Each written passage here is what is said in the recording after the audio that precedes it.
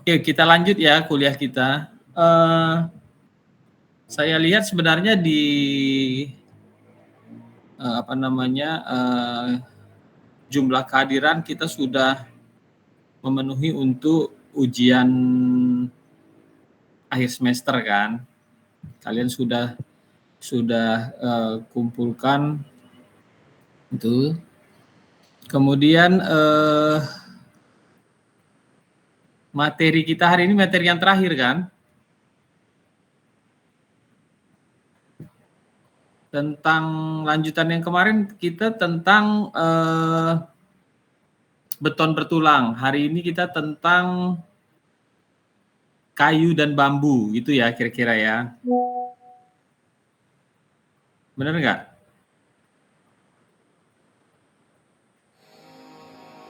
Iya Pak. Kita share videonya, kita saksikan sambil kita bahas gitu ya. Nah, sebelumnya saya mau mengajak kalian memahami bahwa kadang pemahaman tentang pondasi, kolom, balok, atap itu merupakan sesuatu yang wajib dan pasti jenis dan tipenya. Padahal tidak. Contohnya seperti ini. Misalnya pondasi setempat batu kali bisa dipergunakan untuk bangunan beton bertulang, kolom beton bertulang, bisa juga dipergunakan untuk baja, bisa juga dipergunakan untuk kayu. Akan tetapi yang perlu kita ingat adalah kemampuan pondasi untuk menahan beban yang ada di atasnya. Kalau beban bangunannya besar, contohnya bajanya besar karena dari perhitungan perlu dimensi baja yang besar karena bentangnya yang lebar, karena bebannya yang berat, maka kita tidak mungkin mempergunakan pondasi batu kali. Kita cari alternatif lain, apakah dia pondasi pet atau pondasi beton bertulang setempat, ya, atau karena dia bentangnya terlalu besar dan bebannya terlalu berat, kita harus mempergunakan pondasi pancang misalnya.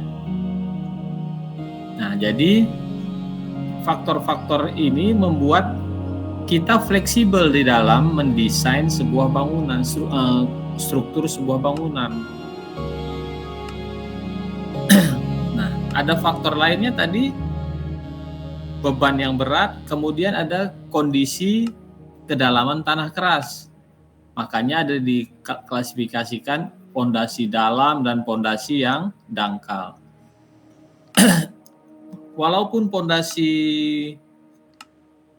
telapa atau pet itu beton bertulang mampu menahan beban yang besar sesuai dengan desainnya, tetapi apabila kedalaman tanah kerasnya jauh di bawah, dia kurang efektif dipergunakan. Makanya orang akhirnya mencari yang efektif itu apa kalau kedalaman tanah kerasnya jauh di dalam? Oh, mungkin pakai pancang. Nah, pancang pun itu berbagai macam jenisnya. Ada pancang yang dengan dimensi yang besar, tapi ada juga pancang dengan dimensi yang kecil, yang kita kenal dengan seperti V-pile gitu ya. Tergantung kedalaman tanah keras dan tergantung bebannya, ya. Nah, pondasi-pondasi ini bisa dipergunakan semuanya sebenarnya untuk bambu, kayu, baja, beton bertulang. Akan tetapi kan kita ada pertimbangan lain. Contoh begini, oh kalau saya buat pondasi pancang, cocok nggak dia ya untuk bangunan kayu? Nggak cocok mungkin. Untuk apa bebannya nggak terlalu berat? Satu tiang pancang itu bisa menahan beban sekian puluh ton. Sementara bangunan kita hanya seberapa saja beratnya. Ya, akhirnya nggak cocok. Kita carilah pondasi apa ya? Oh, kalau begitu Mungkin karena bebannya ringan, permukaan daya dukung tanahnya hanya pada kedalaman 1 meter sudah cukup gitu.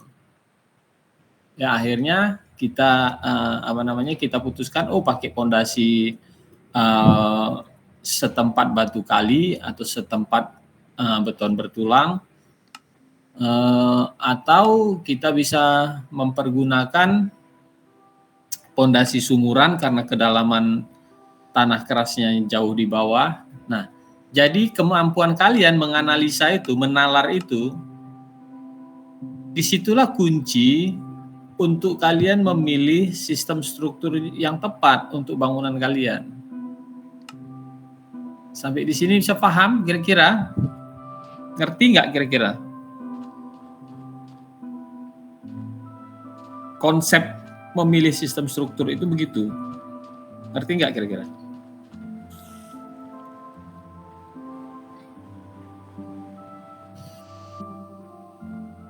Ada yang ingin ditanyakan?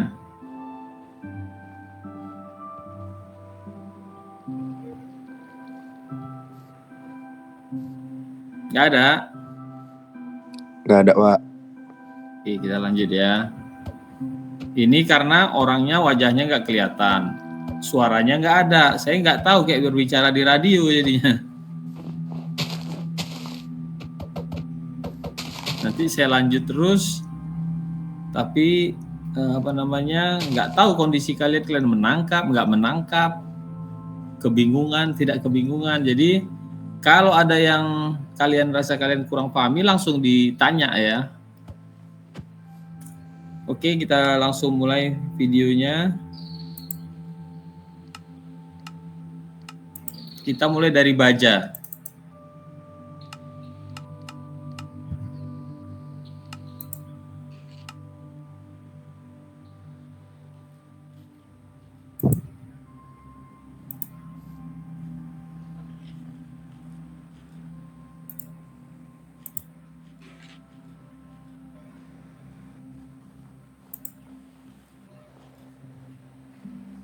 Sebentar ya.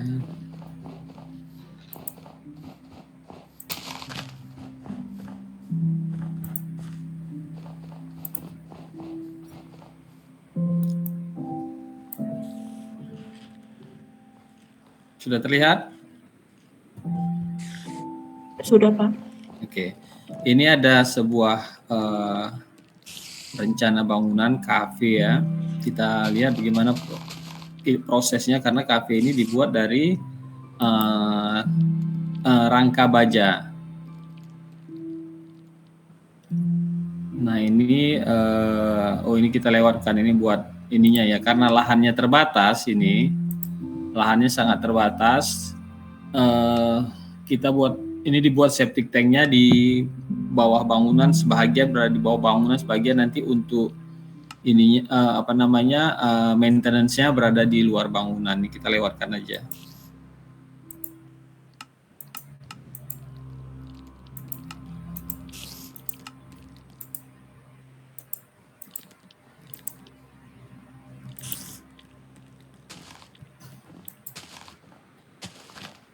Nah ini proses pematangan ininya, site untuk floor-nya, lantainya ya. Nah ini pondasinya sudah dicor semua, ini slope-nya ya. Nah kalian bisa lihat tuh di sini nih. Nah ini ujung-ujungnya sudah dikeluarkan dratnya. Inilah angkur itu. Angkurnya sudah dikeluarkan untuk memasang baja utamanya atau kolom bajanya. Ya, kolom baja yang besar ini itulah yang kita kenal nanti dengan sebutan wide flank. Ya, baja dengan dimensi yang besar. Oke, sebelum kita lanjutkan saya coba kasih ini dulu ya. Gimana konstruksi baja itu nyambungnya antara pondasi dan kolom. Sebentar ya. Kita balik dulu sebelum kelewatan, tadi lupa saya menjelaskan.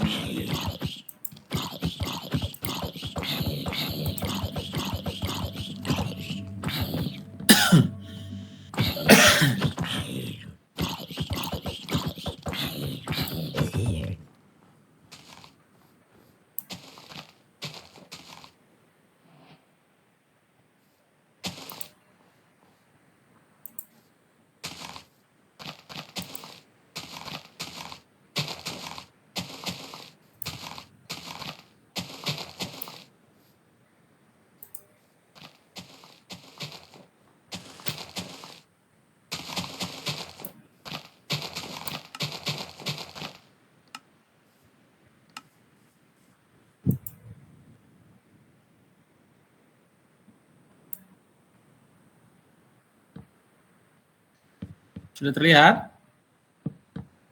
Sudah, Pak. Sudah, Oke, Pak. nah di sini kalian bisa lihat bagaimana konstruksi baja itu dihubungkan antara pondasi dan kolom. Nah, di video tadi kalian lihat ada keluar seperti besi-besi. Nah, itulah angkur itu. Ini di sini ada, kalian lihat di sini nih. Angkur itu kepalanya itu sudah dibuat ulirnya untuk bisa dipasang baut sehingga dipasang ininya ya, apa namanya, amurnya, sehingga dia menjadi seperti baut ini ya, menjadi seperti baut. Nanti bajanya plate-nya dilobangi sesuai dengan dimensi daripada penempatan bautnya ini, kemudian dipasang murnya, dikencangkan dengan mur. Jadi bukan dengan ditanam atau dicor bajanya. Baja kalau dicor dia bisa mengalami korosi baja ini ya. Kecuali kita buat baja yang anti karat misalnya. Tapi kan tidak esensial dia untuk kita tanam ke dalam tanah. Nah, jadi dia biasanya sifatnya dibuat seperti ini. Nah, untuk penguatannya biasanya setelah dia dibaut, bautnya ini boleh dimatikan dengan dilas, murnya dimatikan dengan dilas atau dibiarkan tanpa dilas, itu boleh selama pemasangannya memang sangat kuat ya. Ini dia. Nah, jadi kalian bisa lihat ini jenisnya adalah pondasi setempat. Nah, angkurnya ini dipasang sebelum dicor. Begitu dicor dia mengering bersama betonnya dan sudah menyatu sehingga dia menjadi kokoh dan kuat. Ini ya. Nah, detailnya bisa kalian lihat tuh. Nah, di sini boleh dikasih bantalan. Bantalan ini dia terbuat dari rubber yang padat dan keras. Nah, gunanya apa? Untuk bajanya ini bisa duduk pada posisi yang rata, bisa disetting posisinya rata. Jadi kalaupun ada misalnya sikunya kurang tepat, ada kemiringan sedikit, dengan adanya rubber ini, bantalan ini, saat kita menguatkan satu sisi murnya, skrupnya, bautnya, maka dia akan miring ke arah itu, bisa disesuaikan. Ya, jadi sehingga dia betul-betul menjadi presisi. Nih ya, kalau di sudut bagaimana pemasangannya nih, seperti ini tadi yang di tengah. Kalau yang di sudut dia seperti ini pondasinya. Ini contohnya ya, pemasangannya itu nih. Nah, ini yang white flank itu ini nih. Ini baja yang lebar ini, inilah disebut white flank. Nah, jadi ada, kalau kalian baca di sini keterangannya, spread footing, ini artinya tapak pondasi. Kemudian ada concrete slab, ya, ada base plate. Yang ini yang tadi saya di bawah base plate ini ada di sini disebutnya non shrink growth. Jadi dia stabil di sini, dia tidak belok-belok. Ada yang terbuat dari yang biasanya terbuat dari rubber yang sangat keras, bahkan dia kalau kita tekan gitu kuku kita nggak sanggup menekannya. Tapi dia elastis untuk menyesuaikan keseimbangan bajanya. Oke, bisa ngerti ya, bisa paham ya fondasinya ya, jenisnya ya. Nah, tadi bisa setempat fondasinya atau yang saya sebutkan kemarin slab. Nah, ini slab atau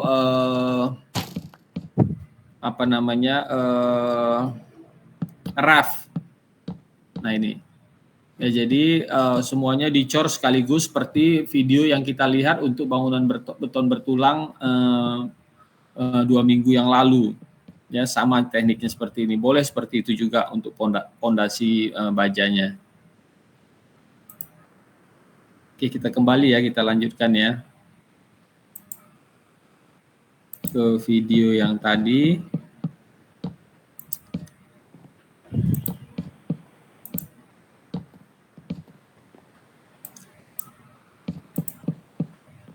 Sudah terlihat ya?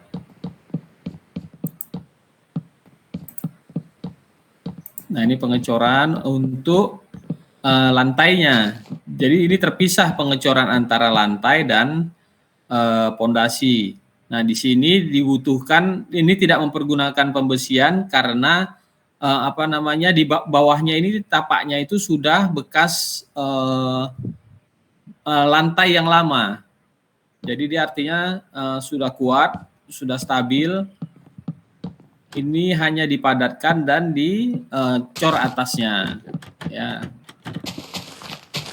Nah ini, coba kalian perhatikan ini bangunannya mepet ke bangunan sebelahnya, nempel. Jadi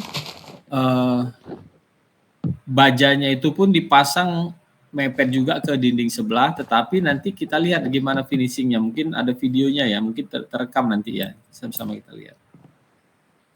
Nah ini nampak ya ujung-ujungnya ini. Nah kemudian baja ini itu dikerjakan di pabrik, bukan di lokasi. Jadi kita pesan di di bengkel, kemudian mereka cetak, mereka buat ukurannya, strukturnya sesuai dengan apa yang sudah direncanakan. Setelah selesai baru diangkut ke lapangan. Di lapangan tinggal disiapkan untuk dipasang, ditegakkan. Ini potongan-potongannya sudah lengkap dengan lubang bautnya. Nah ini untuk tapaknya tuh. Kalian bisa lihat ya, sudah dipasang murnya di sini. Ini sudah dipasang murnya. Nah, di sini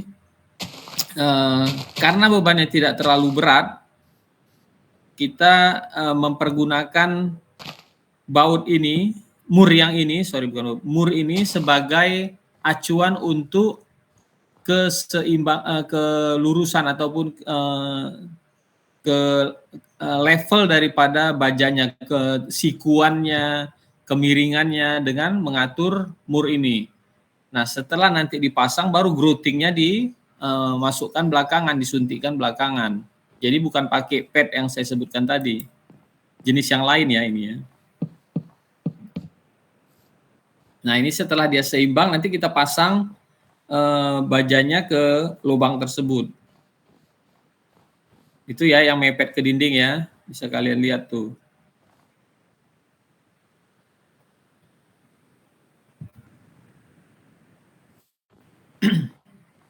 Nah, inilah pembautannya.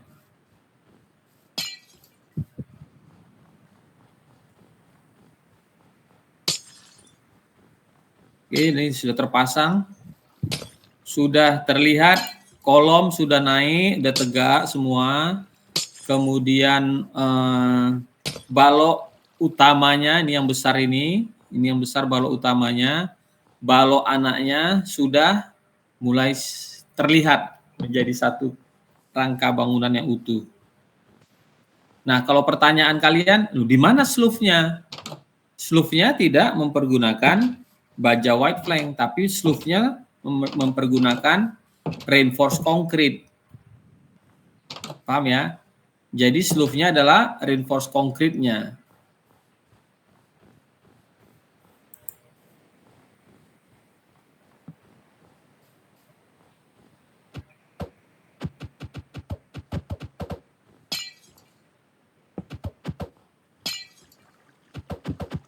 Kalian bisa lihat bangunan baja sangat efektif. Kita hanya mempersiapkan site-nya, sementara bajanya bisa langsung dikerjakan di pabrik. Kita selesai site, bajanya pun selesai. Ya, bajanya selesai, langsung dipasang di site, itu tidak makan waktu yang lama, sangat sebentar. 1 minggu ini udah kelar. Ya, kemudian kita memasang mal untuk dek lantai. Nah ini. Lantainya ini disebut steel deck ya nih. Kemudian dikasih pembesian, wire mesh boleh atau besi bar boleh, setelah itu baru dicor. Ya, jadi steel decknya ini, steelnya ini itu tidak dilepas lagi, dia sekaligus sebagai mal atau iyalah sebagai mal dan sekaligus sebagai bahagian daripada struktur lantai. Jadi bangunan ruang yang ada di bawah lantai ini saat mengerjakan lantai atas itu clear, bersih, tidak ada scaffolding, tidak ada kayu-kayu atau bambu untuk penopang lantai. Nah, ini proses pemadatan ya, pemadatan dan pemerataan lantai setelah nah ini bergetar alatnya ya, ini alatnya bergetar sehingga betonnya itu dipadatkan lah gitu.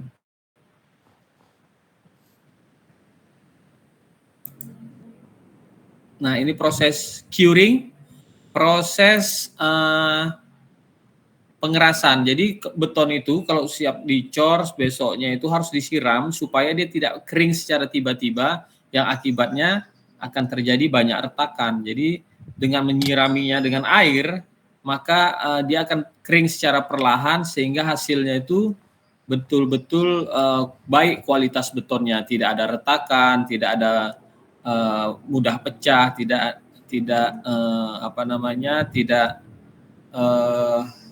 ada yang tidak menyatu. Ini ya sudah selesai pengecoran lantainya. Nah, ini pemasangan dinding, proses pemasangan dinding. Kita percepat ya, ini proses pasang dinding, pasang bata. Nah, ini Pak, bagaimana bata ini bisa ketemu dengan baja? Ya, nah ini. Nah, kalau kita pasang semen ini, waktu kita memasang semen di sini, ini biasanya kita kita bersihkan sedikit catnya ini supaya dia mau menempel. Kita amplas sedikit, tapi tidak sampai kena ke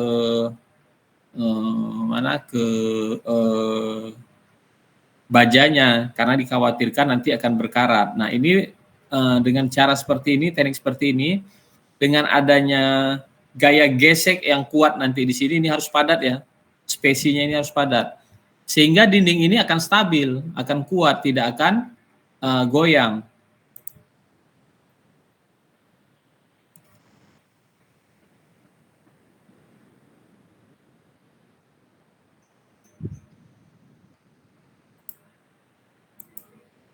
Percepat ya. Nah, ini sudah terpasang, lantainya sudah bersih, tidak ada penopang. Ini saat yang di atas itu prosesnya tadi pengeringan, yang bawah ini sudah siap untuk dikerjakan, bahkan sudah mau selesai. Nah, ini ada penebalan kolom ya, kolomnya ditebalkan. Jadi di sini yang ini bajanya ditutup dengan bata.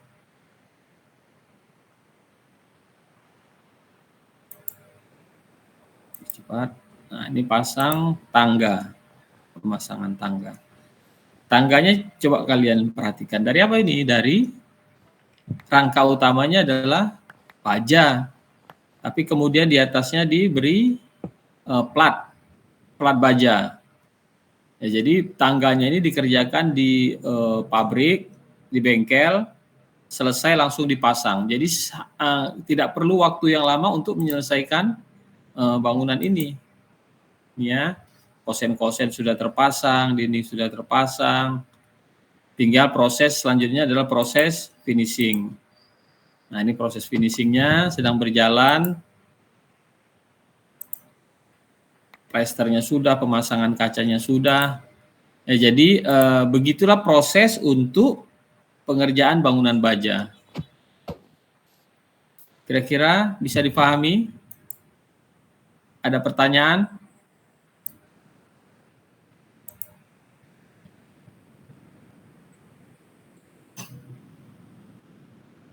Bisa ngerti ya?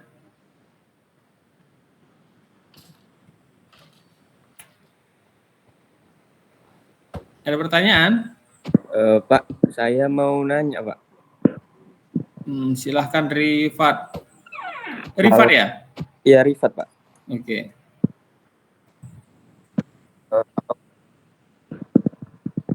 baja itu Pak, dia ukuran kolomnya berapa ya Pak biasanya? Nah, jadi kita tidak menghitung itu. Tapi kalau kamu tanya biasanya berapa, kita boleh umpamakan dia dengan kolom. Ya, misalnya baja I misalnya. Itu maka dia dimensi ukurannya 15 misalnya. Pasti dia nanti lebarnya 15, panjangnya dimensinya 15 kali 15. Kalau 20 kali 20.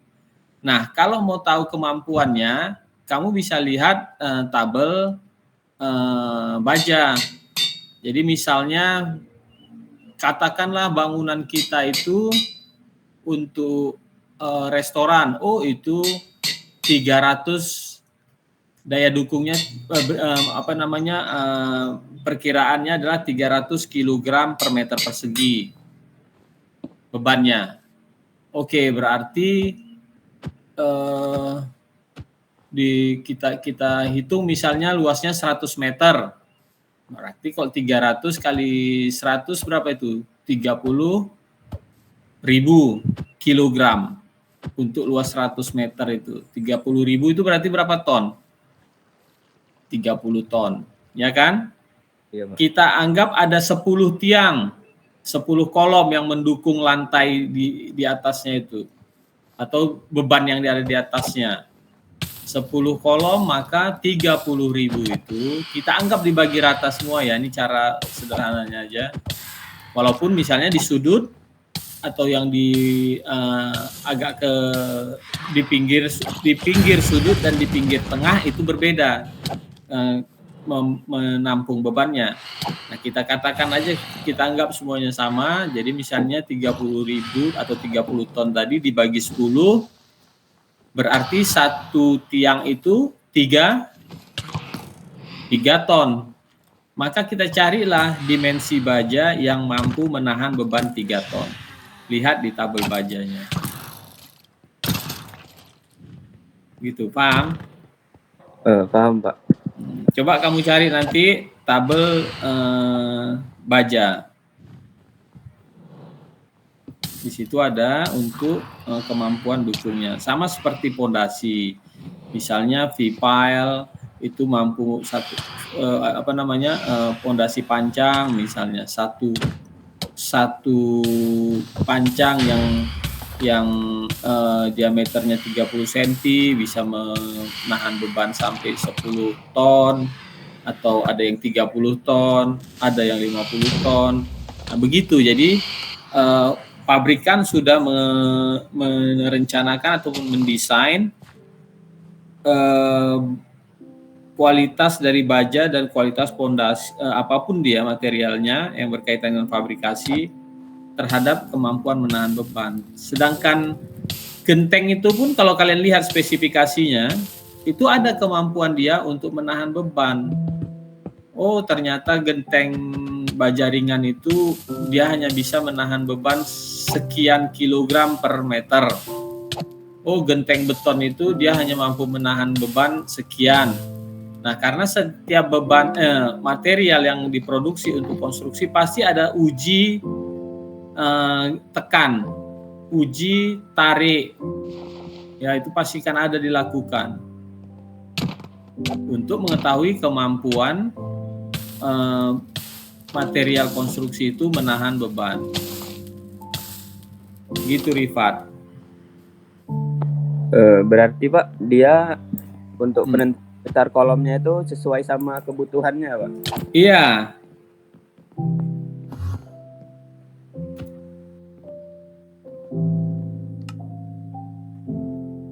Saya cari tabel baja saya ya, masih ada atau enggak.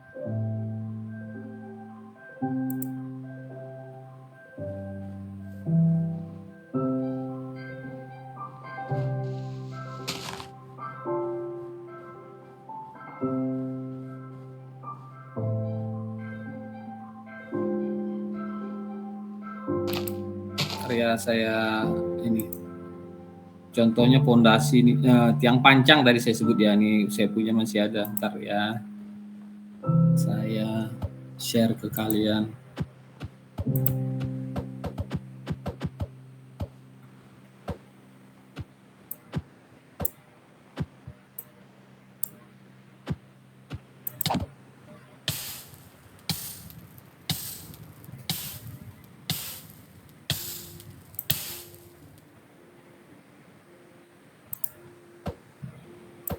Nanti saya cari lagi yang untuk ini, untuk apa namanya?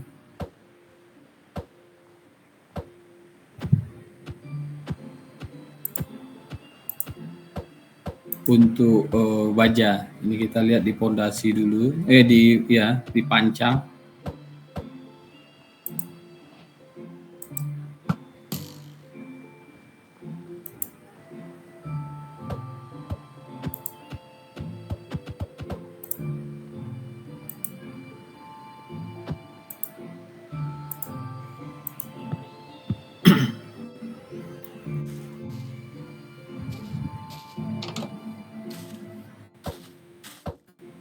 Sudah terlihat? Udah, Pak.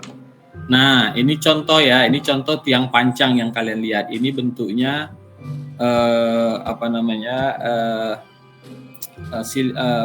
bulat. Nah, circle, lingkaran. Nah, ini ada ukuran diameter lingkarannya, ada yang 0,3, ada yang 0,4. Nah, di sini tertulis nih.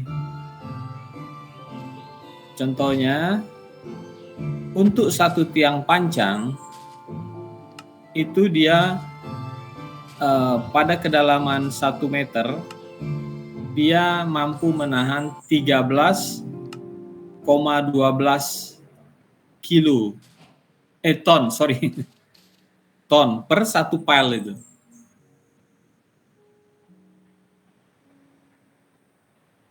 Bisa paham kan? Nah, jadi ada spesifikasi ini yang diberikan oleh pabrikan. Oh iya, berarti kalau satu tiang pancang yang panjangnya 5 meter atau yang dalamnya 10 meter, kita katakan ya, kita anggap 10 meter aja kita ambil. Maka dengan dimensi dia 0,30 cm atau 0,30 meter atau 30 cm, dia itu bisa menahan beban 85 ton. Kebayang nggak sama kalian tuh seberapa kuatnya satu tiang pancang dengan panjang yang 10 meter. Oh, kalau panjangnya lebih panjang lagi, misalnya ada yang 15 meter tuh dibuat. Misalnya kedalamannya 15 meter, maka dia bisa menahan 130 ton untuk satu tiang pancang. Kebayang nggak seberapa hebatnya tiang pancang itu menahan beban. Nah, itu contohnya. Begitu juga untuk baja. Jadi tadi kalau yang saya sebutkan, misalnya, luas lantainya 30 ton tadi. Berat bangunannya 30 ton. Ada 10 tiang. Maka kita anggap semuanya rata, 30 dibagi 10, 3 ton untuk satu tiang. Maka kalau kita pakai pondasi pancang satu buah saja dengan kedalaman 1 meter, dia sudah mampu menahan yang 3 ton itu. Paham ya? Gitu kira-kira ini pemahamannya ya. Oke? Bisa ngerti? Bisa, Pak. Ada pertanyaan lain? Udah cukup ya, Pak. Bentar ya, saya cari dulu yang ini. Untuk white plank. Yang banyak dipergunakan itu biasanya baja I atau baja H untuk bangunan ya, untuk konstruksi baja. Mungkin saya cari online aja, ini mungkin ada.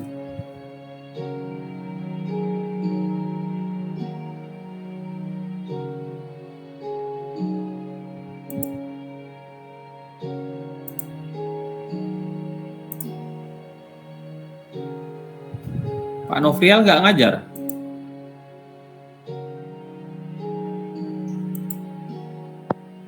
ngajar Pak. Tapi Hmm. dia di material bangun loh. Oh, semestinya kalian bisa tanya-tanya Pak Novrial nih untuk dimensinya secara lebih. Bentar ya. Ini tabel baja Habim.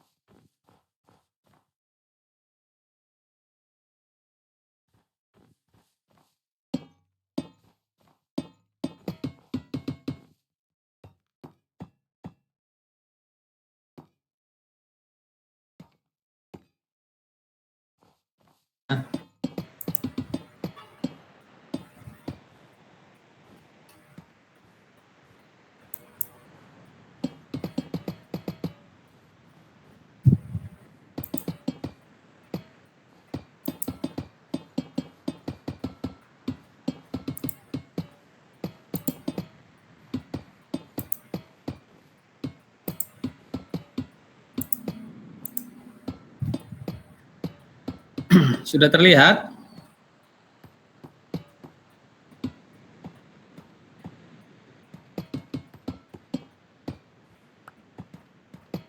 Sudah ya? Udah Pak.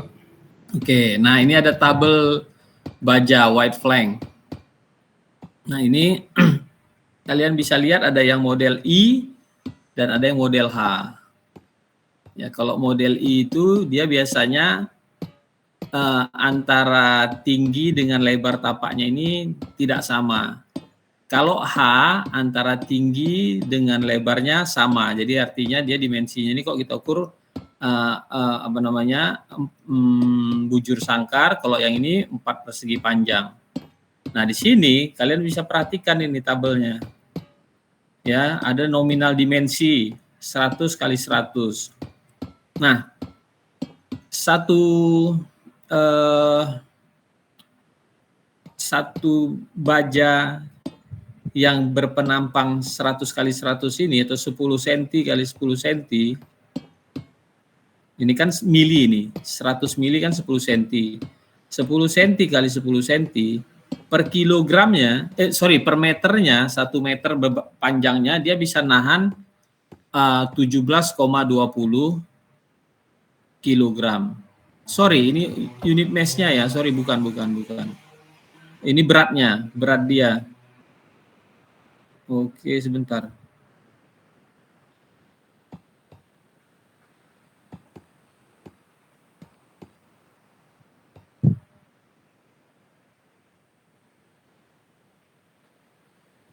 Oh, bukan, ini tabel spesifikasi bahannya, tidak ada daya dukung di sini ya. Sorry, saya salah.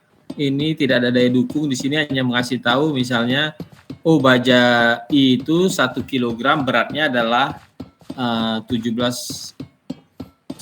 meter beratnya ada 17,2. Untuk dimensinya berapa dia mampu mendukungnya di sini tidak dicantumkan. Nanti saya coba cari di tabel baja yang ada dengan mencantumkan daya dukung ya, ini tidak ada. Tetapi di sini adalah jenis baja dan dimensinya yang tersedia. Jadi misalnya ada baja yang ukuran 20 kali 10, ada yang 20 kali 15, ada yang 15 kali 15, ada yang 17,5 kali 17,5 dan sebagainya. Ini dari satu jenis produk. Nah, kita cari nanti produk yang ada mencantumkan ininya, daya dukungnya. Sebentar saya coba cari lagi ya.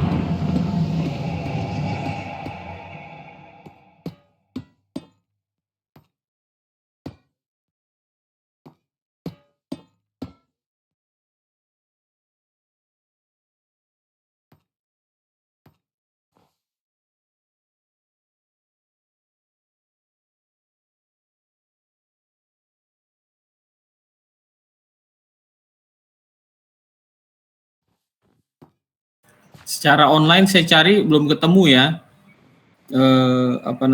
Coba kalian lihat nanti di tabel baja. Saya nggak bisa download di sini. Ada di tabel baja itu misalnya itu tadi saya sebutkan untuk white flag, untuk semua jenis baja dia punya punya daya dukung, gitu ya. Jadi tetapi yang saya kasih contoh tadi pada contohnya adalah pada tiang pancang atau beton prategang itu ada juga daya dukungnya, atau beton pratarik ya, atau pre-stress itu pun juga ada daya dukungnya. Jadi gitu kira-kira untuk menentukan daya dukungnya, dimensinya. Kalau tadi pertanyaan si Rifat ya, berapa untuk ukuran bajanya, daya dukungnya, kita harus hitung bebannya. Nah, saya tadi kasih ilustrasi, biasanya kalau untuk rumah tinggal kita menghitung cepatnya itu 250 kg per meter persegi. Kalau dia rumahnya lebih misalnya mewah atau untuk fungsi yang lebih besar orangnya, misalnya bangunannya untuk kafe, untuk pertokoan, nah bebannya itu bisa 300 sampai 300 kg per meter persegi. Nah, bebannya ini kita hitung, kalau dia lantainya 2 lantai, maka bebannya juga akan 2 kali lipat. Kemudian kita bagi dengan berapa rencana kita untuk kolom utamanya, maka kita distribusikan sesuai dengan desain kolomnya, desain bangunannya, desain ruangnya. Misalnya bentuk ruang kalian melingkar. Oh, di kolomnya itu diletakkan di pinggir, kemudian disusun di tengah. Maka yang di tengah itu cakupan area pembebanannya kita hitung dibagi dengan jumlah kolom yang ada di tengah. Baru yang bagian pinggir dibagi dengan area pembebanannya, dihitung dengan bebannya. Akhirnya kita bisa dapat, oh kolom yang di tengah-tengah ini itu dia harus mampu menahan beban misalnya 10 ton. Oh yang di pinggir dia cuma 8 ton. Gitu. Karena beban yang di pinggir tidak sebesar beban yang di tengah. Oke, kalau dia 8 ton, kalau kita mau pakai baja, kita cari spesifikasi tabel bajanya. Oh, 8 ton, berarti dia harus pakai baja H atau baja I dengan dimensi sekian kali sekian dengan ketebalan baja sekian mili misalnya. Nah, jadi caranya seperti itu, Rifat. Caranya sederhana, tetapi kalau kamu tanya pastinya berapa, saya nggak tahu pastinya berapa.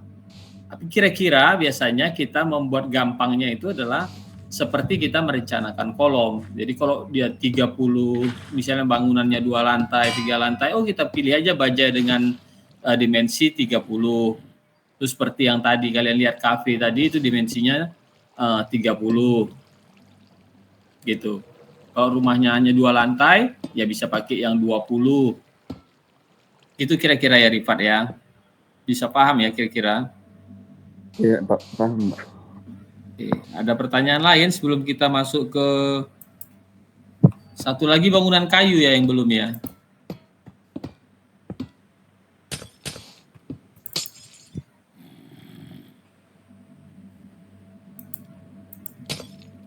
Kayu sudah belum? Belum, Pak. Belum ya?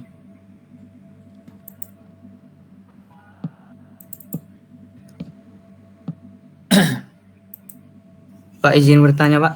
Oke, silakan. Mau nanya yang pengganti sloof itu tadi, Pak. Pengganti sloof. Iya. Oh, di bangunan baja yang tadi Iya, Pak. videonya. Itu bukan diganti sloofnya. Jadi sloof itu kan dia menyatu dengan pondasi. Iya, Pak. Nah, jadi bajanya tidak kita buat lagi sloof di atasnya. Sebentar saya putar videonya lagi. Jadi kalau di gambar kerja, Pak, itu kayak mana, Pak? Di gambar kerja, ntar saya share ya.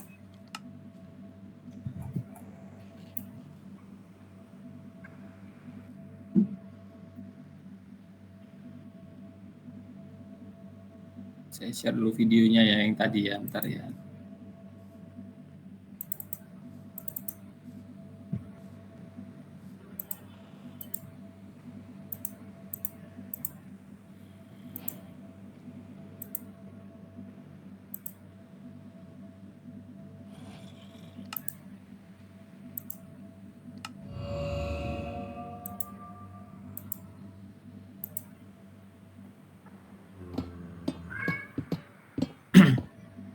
Sudah terlihat? Lihat ya. Sudah, Pak. Nah, ini coba kalian perhatikan. Inilah pondasi untuk tiang untuk bangunan bajanya. Pondasinya apa? Beton bertulang setempat. Ini sloof. Sloof sudah ditanam sloofnya, sloof beton bertulang. Kenapa nggak dibuat sloofnya baja? Karena tadi sudah saya sebutkan kalau sloofnya baja dipasang di sini, maka bajanya tidak akan tahan terhadap korosi. Dia akan berkarat. Lama-lama dia rapuh dan lama-lama kekuatannya akan berkurang. Nah, sloof ini kita buat dari beton bertulang, artinya di dalamnya ini ada pembesian seperti sloof pada umumnya yang kalian lihat. Sama. Tetapi di sini sudah kita tanamkan baut angker atau angkur untuk mengikat bajanya. Ya, jadi saat bajanya ini kolomnya kita tegakkan,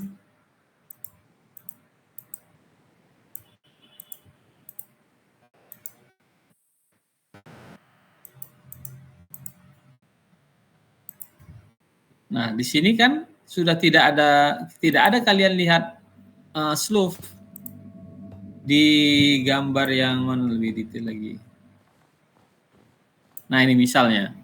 Ini kan tidak ada slough di bajanya ini, di kolom bajanya ini tidak ada slough. Bukan kita pasang slough di atas ini dihubungkan dari baja ini ke baja yang sana. Dia tidak akan efektif kalau seperti itu. Kenapa? Karena nanti bajanya jadi secara fungsi dia sudah stabil karena sudah ada slough yang ada di bawahnya. Ya. Kemudian kalau kita pasang di atas ini nimbul dia akan mengganggu ke sistem struktur secara keseluruhan. Bagaimana kalau di bagian pintu? Apakah kita potong? Kan nggak nyambung juga dia jadinya. Jadi akhirnya tidak stabil. Atau misalnya pas pada bagian bukaan-bukaan tertentu, jendela yang sangat lebar sampai ke bawah, ke dasar lantai, dia akan mengganggu. Maka cara yang terbaik itu untuk bangunan baja, pondasinya adalah pakai pondasi beton bertulang, tetapi slough-nya sudah menyatu. Kecuali panggung, misalnya bangunan baja tapi dia panggung, maka slough-nya itu kita buat juga dia dari baja, karena dia menggantung nanti tiangnya, lantainya menggantung, tidak menempel seperti ini langsung ke ground. Nah, jadi itu bedanya kalau dia menempel di ground dengan panggung. Kalau panggung kita bisa buat slough-nya itu atau balok lantainya itu, balok lantai dasarnya dari baja. Tapi kalau dia menempel ke lantai ke ground, maka kita buat dia dari beton bertulang. Bisa paham kira-kira? Bisa, Pak. Jadi nggak salah kalau kalian nanti ada yang membuat, slough-nya saya dari beton bertulang. Boleh. Kalau misalnya mau ada yang buat nanti, saya mau slough-nya dari baja lah, boleh. Tapi gimana konstruksinya biar bisa kita lihat kira-kira efektif nggak, baik nggak dia seperti ini, gitu. Ya. Baik, Pak. Oke, ada pertanyaan lain?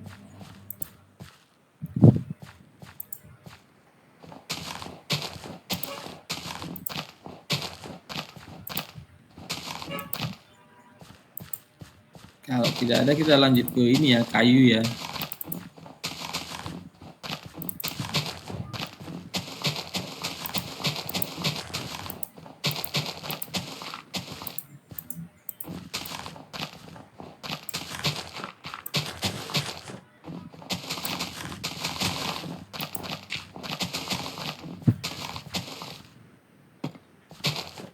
Bentar ya, saya share ya.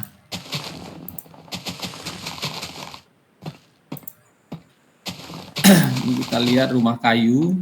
Nah, kalau tadi baja bisa kita buat seperti itu sistemnya. Kalau kayu, dia harus benar-benar terlindungi dari muka tanah. Tujuannya apa? Agar dia tidak mudah mengalami deteriorasi. Karena sifat kayu ini dia mudah mengalami deteriorasi, ya. Makanya kalau kalian lihat banyak rumah kayu itu dia sifat panggung strukturnya.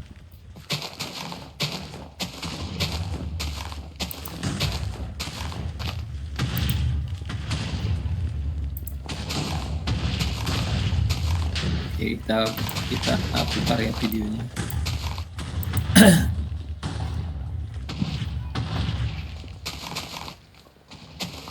Nah ini rangka dasarnya ini ya. Coba kalian perhatikan ini balok utamanya. Di mana pondasinya? Ini ada yang beton ini di bawah ini. Ini yang beton kalian perhatikan ini. Nah ini adalah pondasinya, pondasi dari rumah kayu ini. Nah pondasinya justru di bawah ini lagi. Ini adalah balok betonnya. Karena ini adalah kolam. Ini ada tiang beton di sini, kemudian ada baloknya. Di di atas balok itulah dipasang balok lantai ini. Jadi dia tidak terkena ke tanah dan tidak juga terkena nantinya ke air. Ya, ini adalah balok lantai. Ada balok utamanya yang besar. Ini pakai kayu 35 atau 36 bisa, ukuran 3 inci kali 6 inci. Kemudian ada balok balok anaknya. Ini ini balok dasar, ini balok lantai, ini ukuran 25 kayunya atau 35 bisa. Baru kemudian nanti ini untuk lantainya.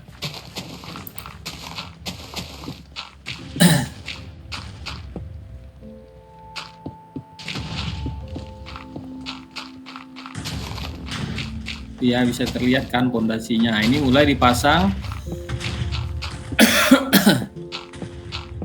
galangan untuk lantai kayunya. Ini galang lantai kayunya ya. Galang lantainya itu ukurannya kayunya 2 kali 3, artinya 2 inci kali 3 inci. Nah, kemudian ditegakkan kolom-kolom utama.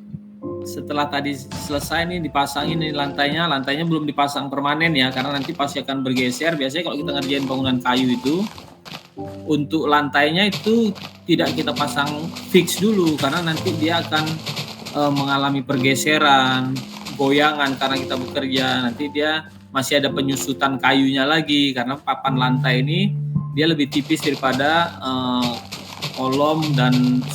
tiang dan balok kayunya. Jadi nanti dia akan bergeser sehingga tidak dipasang permanen, karena nanti juga di dalam pekerjaan konstruksi tiang dan balok-balok lainnya itu dia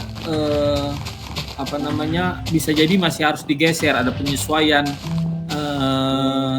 siku, penyesuaian perubahan dalam posisi kolom dan sebagainya. Ya, tapi begini prosesnya. Tadi siapkan galang lantainya dulu, udah selesai. Lantai bekerja orang di atasnya, kemudian tiang kayu dipasang, ditegakkan. Jadi tidak begitu dasarnya terus dipasang tiang, tidak, tapi tiangnya bisa belakangan dipasang seperti ini. Ya. Nah, tiangnya duduknya di mana ini? Tiangnya justru dia duduknya dipakukan di balok ini tadi, balok lantai. Ya, jadi tiangnya dipasang di balok lantai. Kenapa? Karena di bawah ini udah ada pondasi nih yang besar ini. Yang beton ini adalah pondasinya. Oke, kita lanjut. Jadi di hari kedua udah bisa naik nih kolom-kolomnya semua. Kolom kayunya, tiang kayu.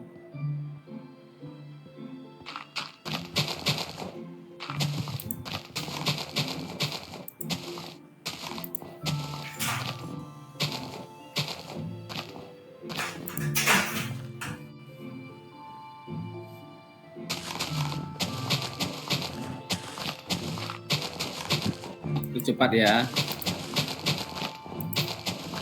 Ini siku, mencari siku kolomnya supaya siku nggak mereng-mereng. Nah, kemudian mulai dipasang tuh. Itu apa tadi? Itu frame untuk jendela. Nah, ini tadi, ini frame untuk jendela atau kosen jendela. Jadi kosennya itu bentuknya dia menyatu dari lantai sampai ke balok atasnya. Kalau ada pintu juga begitu, ini di depan nih contohnya nih. Ini untuk jendela ya. Nah, ini menyatu dia terus ke atas. Langsung sampai ke atapnya. Kemudian dipasang nih baloknya. Balok atapnya dipasang nih, yang atas ini. Nah, setelah balok atasnya ini kita pasang, udah mengikat keseluruhan kolom-kolom atau tiang-tiang kayunya, baru proses berikutnya kita memasang atap. Nah, pada bangunan kayu kita harus segera memasang atap. Tujuannya apa? Supaya kayunya ini terlindung dari panas dan hujan. Kalau pada bangunan beton bertulang kemarin kita lihat, beton bertulangnya bisa atapnya bisa agak belakangan gitu kan. Sebelum bahkan finishing plesterannya bisa dikerjakan sebelum ada atap. Nah, kalau bangunan kayu kita mengejar atapnya dulu. Ya, pemasangan kuda-kudanya atau rangka atapnya. Nah, ini. Nah, ini di sini rangka atapnya sudah mulai kelihatan. Ya, ini rangka atapnya. Tadi kuda-kudanya itu kayu.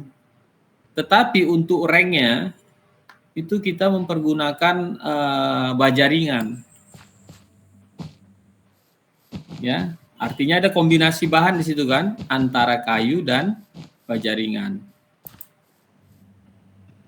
Kita percepat ya, ini proses pemasangan atapnya. Udah selesai atap. Nah, saya mundurkan dikit.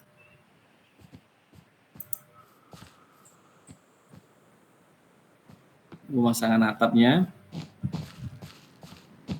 Ini hari kelima bangunannya udah mau jadi nih. Udah dipasang, atapnya udah selesai, yang bawah mengerjakan lainnya bisa jalan untuk mengerjakan pagarnya ya, handrail bukan pagar, handrail ya, handrail. Mulai menyiapkan dindingnya mulai dipaku, kemudian jendelanya sudah digantung. Jadi hanya dalam waktu 1 minggu ini udah selesai bangunan kayu ukuran rumah tipe 36. Nah, begitulah proses untuk bangunan kayu, lebih sederhana, simple tuh penggantungnya. Ini hari kelimanya. Pintu jendela sudah dipasang. Hari selanjutnya adalah untuk proses finishing nih. Ini sudah terpasang semua, sudah selesai bangunannya. Tinggal finishing. Finishingnya biasanya ini sebelum kita finishing pakai material finishing kayu, kita beri termite protection, anti rayap lah kita katakan gitu, sebelum di finishing. Walaupun waktu proses kayu ini sudah kita kasih anti rayap atau termite protection, tapi saat mau di finishing itu kita semprot sekali lagi supaya dia benar-benar terlindungi dari rayap atau dari hama, dari kutu kayu dan sebagainya. Nah, saat finishing, nah ini finishing ya. Nah ini sudah mulai di finishing. Itu kita mencampurkan bahan finishing kita ini kan udah di finishing, ini belum nih, sedikit lagi.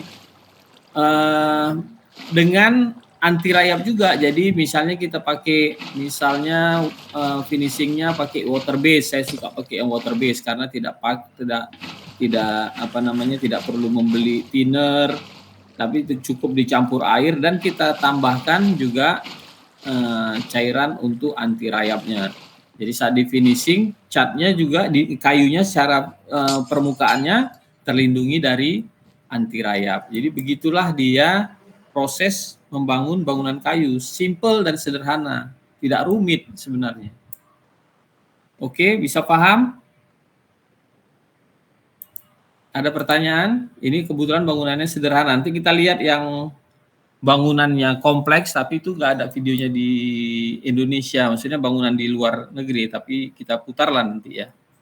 Ada pertanyaan sampai sini? Yang bangunan kayu, ada yang mau ditanyakan?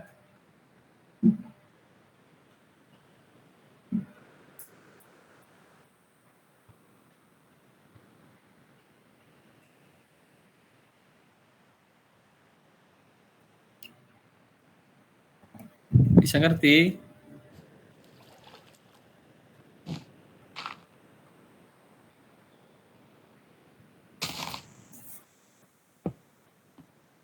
Tidak ada pertanyaan? Oke, baik. Kalau tidak ada pertanyaan, kita coba lanjutkan lagi. Tapi ini bangunannya lebih rumit ya, itu pekerjaannya. Berbeda dengan yang ini di Indonesia secara tradisional dan bangunannya kecil, tidak besar.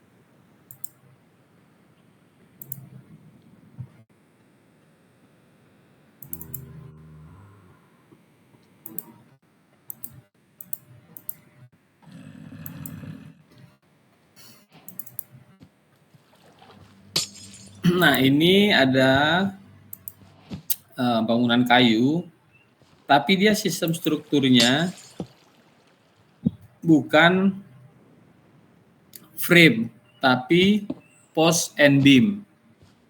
Kalian udah tahu apa bedanya antara frame dengan post and beam. Kalau post and beam sudah pasti kolom dengan ininya menyatu dan dia menjadi struktur utama. Kalau rangka, kolom, balok, ya kan, kemudian X, arah sumbu X dan arah sumbu Y itu menyatu. Kalau ini yang utamanya hanya satu arah dimensi saja, X saja. Ya, kita X atau Y saja. Begitulah kalau untuk yang post and beam.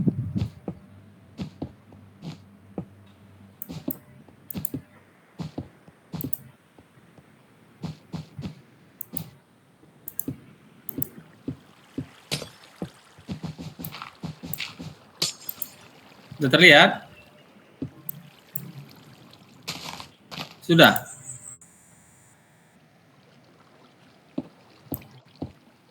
Halo? Loh, ada orangnya enggak nih? Sudah Pak, terlihat Pak. Oke. Nah ini, coba perhatikan ya, apa bedanya tadi post and beam dan... Nah, kalau post and beam itu seperti ini. Jadi dia, ini rangka utamanya, ini kuda-kudanya, atau ini baloknya, kalau misalnya dia datar balok saja, atau dia melengkung. Nah, ini hanya dari struktur ini, kolom antar kolom dihubungkan dengan tiang. Nih, seperti ini. Itu disebut post and beam. Ya, dan biasanya dia bersusun berjajar. Tidak bisa, kalau kolom itu bisa tidak berjajar, dia misalnya kolom satu di sini dihubungkan dengan balok, nah itu bisa. Tapi kalau post and beam ini kolomnya dihubungkan langsung oleh baloknya. Ya. Jadi dia akan terlihat bersusun seperti itu. Nah, ini seperti yang saya sebutkan, biasanya kalau kita buat tadi rangka kayunya dibawa ke site, dipotong di site, kemudian dirakit di site. Kalau ini strukturnya itu dikerjakan di panglong, di apa namanya, di tempat pengolahan kayu gitu ya, pembuatan kayu atau carpenter lah kalau di sini dibilang. Jadi mereka mengerjakannya di pabrik. Lihat tuh kualitas kayunya. Beda sama kita yang banyak kayunya, sulit mencari kayu. Kalau kita mau cari kayu ukuran segini nih sulit sekali di tempat kita. Ya, jadi dikerjakan di pabrik, dipotong sesuai dengan gambar kerja. Nah, itulah pentingnya gambar kerja. Bayangkan kalau gambar kerja kita salah, tidak detail, salah, dikerjakan di pabrik, sudah selesai barangnya, saat dipasang ke lapangan, tidak cocok, tidak sesuai. Coba bayangkan berapa besar kerugiannya. Karena mereka ini mengerjakan ini berdasarkan gambar kerja yang kita kerjakan. Gambar kerja yang kita rencanakan. Ya. Oke, kita lanjut.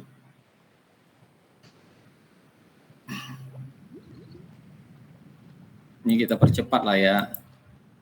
Ini proses fabrikasi. Nah, barang yang sudah siap di pabrik itu atau di panglong tadi itu, di tempat pengolahan kayu, dibawa sama seperti baja, dibawa ke site. Di site ini itu sudah selesai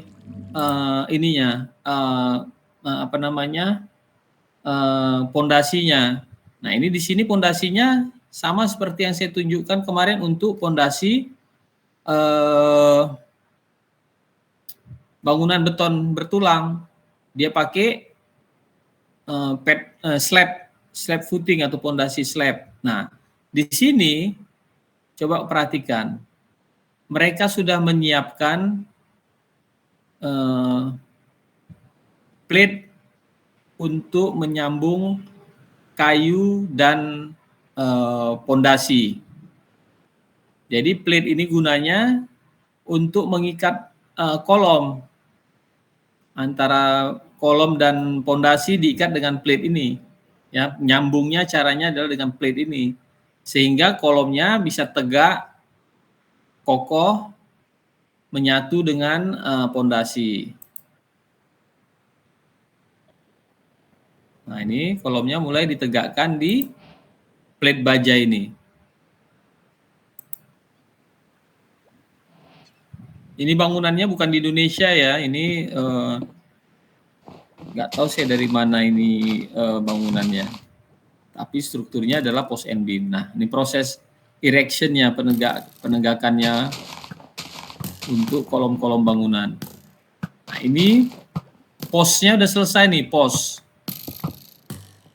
Pasti selanjutnya mereka akan memasang beamnya. Ini ya, penyesuaian di site, di lapangan, biasanya untuk menghindari kesalahan, tuh mereka buat lebih presisinya di lapangan, untuk tipe plate-nya supaya tepat, supaya presisi. Nah, posnya tadi udah berdiri, setelah itu mereka akan pasang beamnya. Kita percepat ya. Semua penyambungannya dengan plate baja, plat baja, dengan plat baja. Oke, ini prosesnya tuh dengan plat baja disambung. Tuh beamnya ini ya. Ini posnya, ini beamnya. Nah, yang double 2, ini kan ada yang double 2 nih. Ini yang double 2. Sebentar, di sini terlihat tuh nanti.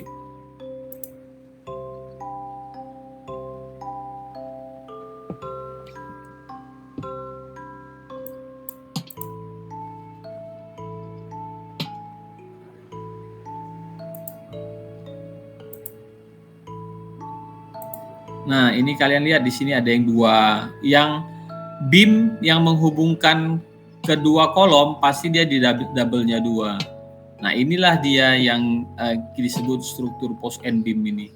Ini struktur utamanya. Jadi artinya ini struktur utama. Ini yang balok-balok lainnya itu disebut balok joist. Ini girder, ini joist.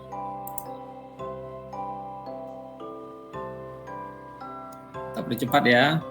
Nah, ini pembautan dengan plat mulai dipasang, sudah mulai terlihat rangkanya, tuh pemasangan plat, kemudian lantainya tuh sudah dipasang.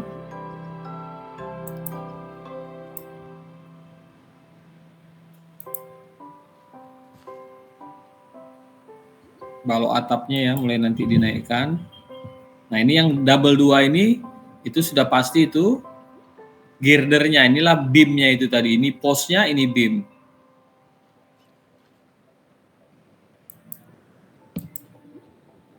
Nah, ini yang rangkanya double 2 ini, inilah utama, rangka utama. Nah, kemudian dipasang ini gording atapnya nih, rangka atapnya. Coba perhatikan ini nih. Nah, apakah dia ada menaik sampai ke balok atasnya, dibuat nanti sebagai rangka atap. Jadi di sini ada kemiringan atap. Tidak ada dinding di sini, jadi adanya atap. Bisa nggak? Bisa ternyata, secara desain bisa dilakukan. Ya, pemasangan rangka atapnya tuh sudah mulai terlihat bangunannya.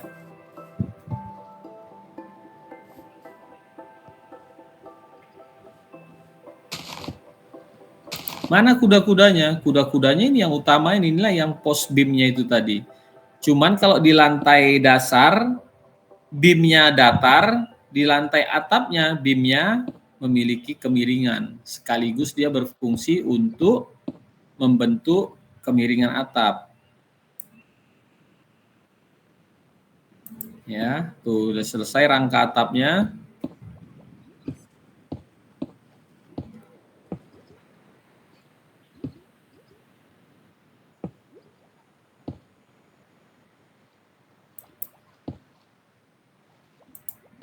Oke, itu video yang pertamanya. Sampai di sini bisa ngerti ya?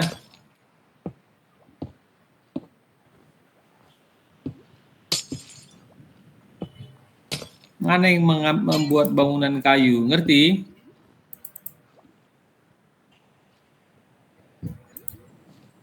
Ada pertanyaan?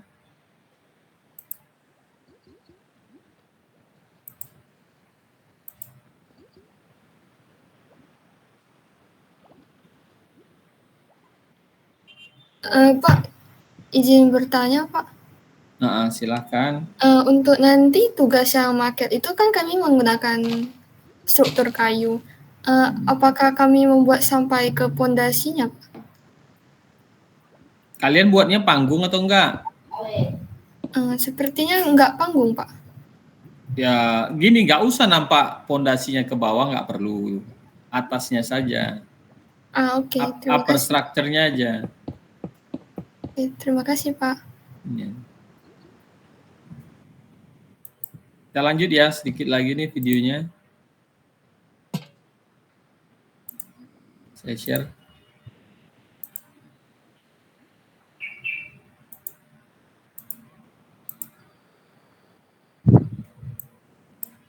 Ini tadi rangka bangunannya udah selesai. Kemudian masuk ke tahap berikutnya, kita lihat ini mulai pemasangan atapnya ya. Nah, berbedanya di kita nanti, mereka harus membuat bangunannya itu, kalau udah seperti gini prosesnya, itu biasanya ini di negara yang beriklim dingin. Dia harus membuat bangunannya itu sangat tight, sangat rapat, nggak boleh masuk udara luar secara secara tidak terkendali.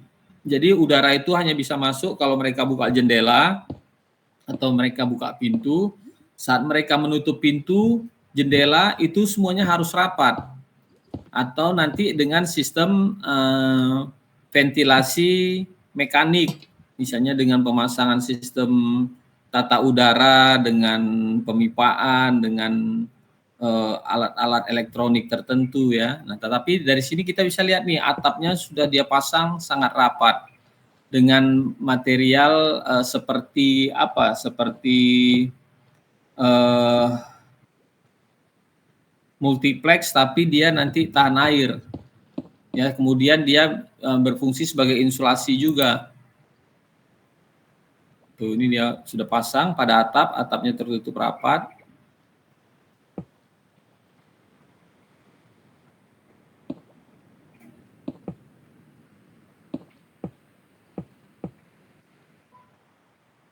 Nah, berbeda dengan kita mau udara luar masuk ke dalam. Nah, mereka tidak mau udara dingin masuk ke dalam. Kenapa? Karena saat musim dingin, udara dingin masuk ke dalam rumah mereka, mereka harus menghidupkan pemanas ruangan atau heater. Nah, kalau dia pasang heater, artinya konsumsi energi dia meningkat, bayaran listriknya mahal. Makanya mereka mengantisipasi dengan membuat bangunan yang tidak bisa masuk udara dingin, sehingga saat musim dingin mereka bisa menghemat energi heaternya. Jadi kebalikan dengan kita. Tapi kalau sekarang ini kebanyakan orang kita pokoknya bangun bangunan, hilangkan ventilasi, pasang AC. Ya, kebanyakan begitu arsitek-arsitek sekarang.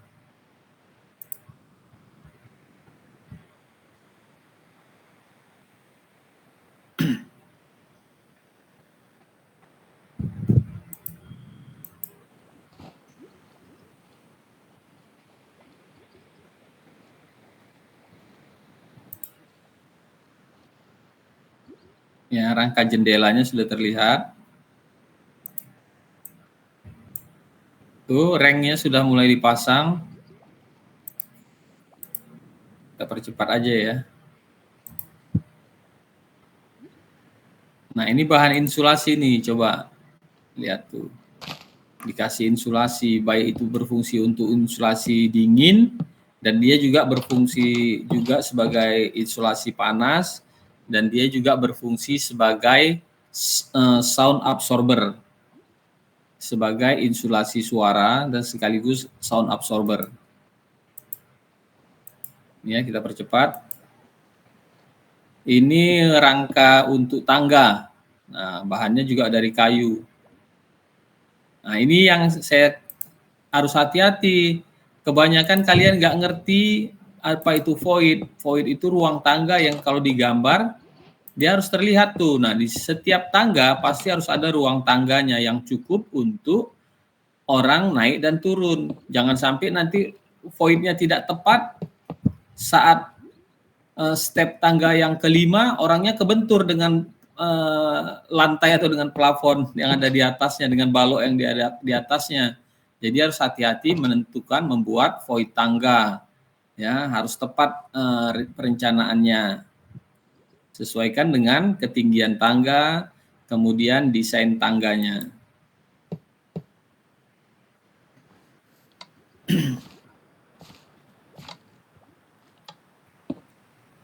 Oke, kita percepat ya. Nah, ini tuh. Apa ini? Ini insulasi. Insulasi dari kelembapan maupun insulasi dari dingin, agar udara dingin tidak masuk, agar bangunannya terlindung dari rembesan air. Nah, ini fungsi insulasi. Semestinya kayak di iklim kita tropis, kita pun perlu insulasi, tapi insulasi panas, supaya bangunan kita tidak panas di siang hari, yang nanti dilepaskan pada malam hari, akhirnya malam hari bangunannya jadi tidak nyaman. Ya, ini proses pasang insulasi ya. Ini proses finishing. Nah, mulai dipasang kaca-kaca jendela. Ini rangkanya rangka aluminium. Jadi walaupun bangunannya kayu, tetapi rangka jendelanya atau struktur dari aluminium. Tidak harus dari kayu. Walaupun rangka utamanya kayu, tapi untuk bahan jendelanya tetap bisa dari bahan yang lain. Ini contohnya mulai terpasang ya.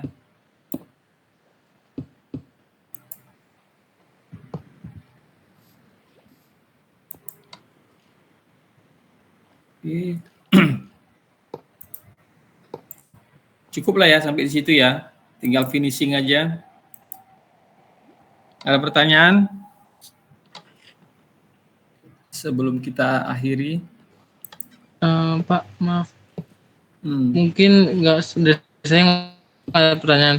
Cuman mungkin saya mau minta video tadi, Pak. Mungkin saya mau lihat-lihat ulang.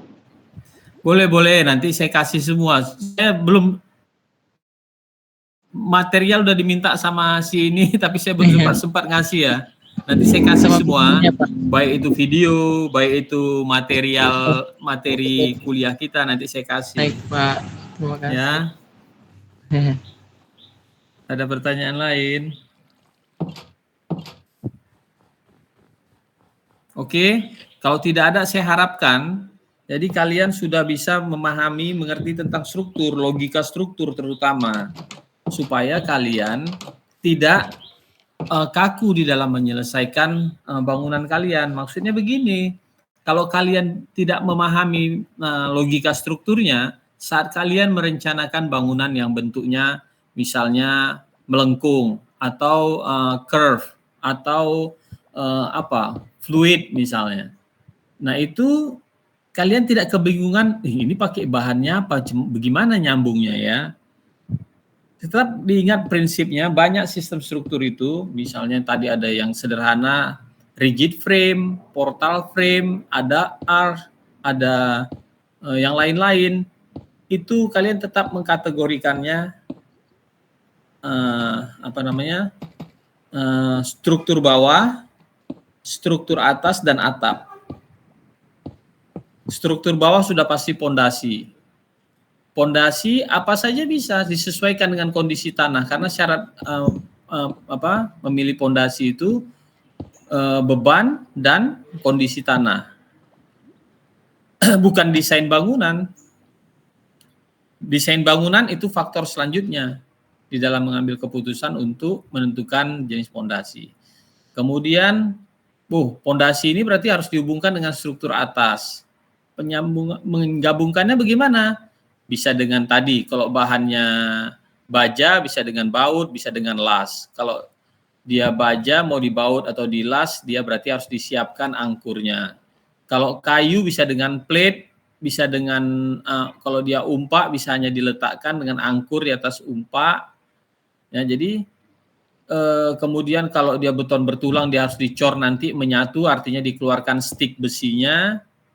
Nah, jadi dengan begitu kalian bisa fleksibel untuk memilihnya. Begitu tadi contohnya untuk bangunan kayu ini. Bangunannya kayu. Struktur utamanya kayu. Bisa kok pakai rengnya itu dari baja ringan. Bisa kok pakai kosennya itu dari PVC atau aluminium. Bisa kok kita mau pasang dia full glass, pakai frame saja, aluminium frame misalnya. Walaupun bangunannya kayu, begitu juga dengan bangunannya beton. Bangunannya beton kan nggak berarti kosennya harus dari beton. Kosennya bisa dari kayu, bisa dari aluminium, bisa dari PVC, bisa dari besi, galvanis, bisa dari berbagai macam. Nah, begitu juga dengan bangunannya baja. Baja juga bisa kok di cover dengan batu bata atau bataku. Bisa juga dia di cover dengan fiber semen atau GRC. Bisa juga dia mau diekspos begitu saja bajanya. Bisa juga dia dipasangi rangka aluminium untuk kosennya atau PVC. Nah, bentuk atapnya bisa melengkung, bisa segitiga. Nah, jadi itu semua bagaimana kalian bisa memahami logika struktur dari apa yang kalian desain, sehingga desain kalian itu bisa terus berkembang. Nah, jadi harapan saya dengan mengikuti kelas ini, logika struktur kalian bisa berjalan, sehingga dalam mengerjakan desain jadi lebih berkembang. Itu saja. Penutup ya kelas kita hari ini ya, mudah-mudahan hasilnya bisa baik, kalian bisa terutama bisa mendapatkan ilmu untuk bekal kalian mengikuti perkuliahan selanjutnya, terutama perkuliahan perencanaan arsitektur. Sampai di sini, sebelum saya akhiri, apakah ada pertanyaan? Baik, kalau tidak ada lagi, sampai di sini kuliah kita, sampai ketemu di semester depan ya. Selamat pagi. Pagi, terima kasih Pak.